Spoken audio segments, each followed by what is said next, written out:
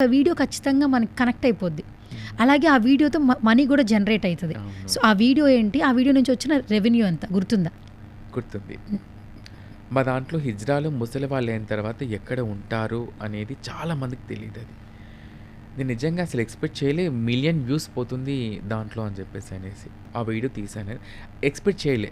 అరే! ఈళ్ళని కూడా చూపించాలి. ఎందుకంటే చాలామంది నేను ఇద్దరు, ముగ్గురు ఇంటర్వ్యూస్‌లో చూసాను. మీ దాంట్లో ముసలి వాళ్ళు ఎక్కడ ఉంటారు? అది ఇది అన్నప్పుడు ఉంటారు మా దగ్గర అనే మాట వరకు చెప్పారు కానీ అది కాదు. పర్టిక్యులర్‌గా జనాలకు చూపించాలి. వాళ్ళకి మనం చేసే సేవలు చూపించాలి. మనం ఏం తీసుకొచ్చి వాళ్ళకి చూపిస్తామనేది చూపించాలని ఆ వీడియో నాకు 1,000,000 వ్యూస్ వితిన్ 24 అవర్స్‌లో వచ్చింది. ట్రెండింగ్‌లోకెళ్ళిపోయిందది. హ్మ్. నాకు తెలీదప్పుడు ట్రెండింగ్‌లో వీడియో ఎళ్ళిపోతుందని. సో, ట్రెండింగ్‌లో వెళ్తే ఇలా ఉంటుంది. నాకసలు ఏం తెలీదప్పుడు నాకు నిజంగా.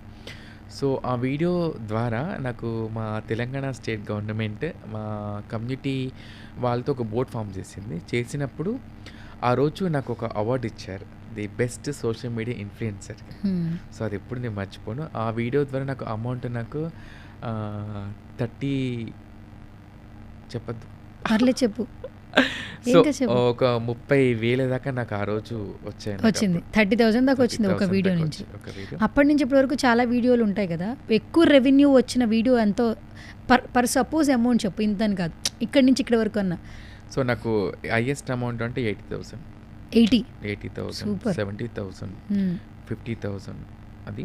సో, ఇప్పుడు నాకొచ్చే అమౌంట్ నేను రియల్‌గా చెప్తున్నా. ఎందుకంటే జనాలని ఏదో చెప్పి నేను అది చేయడం నాకు నచ్చదు.